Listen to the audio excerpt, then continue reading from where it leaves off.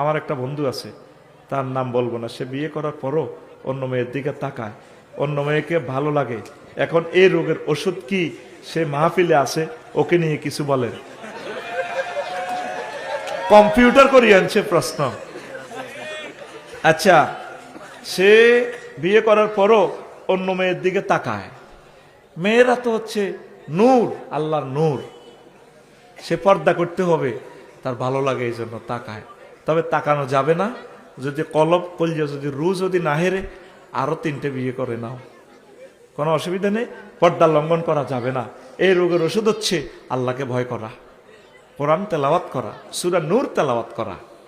কুল্লিল মুমিনিনা ইয়াগুদ্দু মিন আবসারিহিম, আপনি বলুন পুরুষদেরকে তারা যাতে তাদের চক্ষু অবনত রাখে। কোন দিকে তাকাইবো আল্লাহ হিডা জানে, মহিলার বুকের দিকে তাকাইবো, পুরুষেরা হচ্ছে আনা।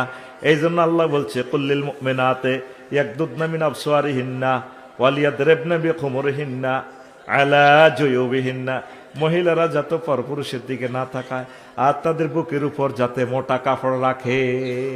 কি কাপড়? কাপড়ে তো নাই, ফেসবুকে কিতা কিতা বেছে, খোলা মেলা, এটা কিয়ামতের আলামত। ব্রা বেছে এভাবে কলি মিলি, ফিসের কি না দেয়া, এমনি দেয়া। এরকম সিটিংবাজি অ্যাড আমাদের ফেসবুক শরীফে নাই রে। আমার এই প্রিয় বন্ধুর জন্য মেডিসিন হচ্ছে চক্ষু অবনত রাখা আর সূরা নূরের তাফসীর পড়া। হুজুর আমার চোখ খারাপ, যেখানে যাই মেয়ে দেখলে পছন্দ হয়ে যায়, আমি কি করি বলেন? কিছু ভালো নসিহত দেন। আর এই রোগে তো সবাই আক্রান্ত।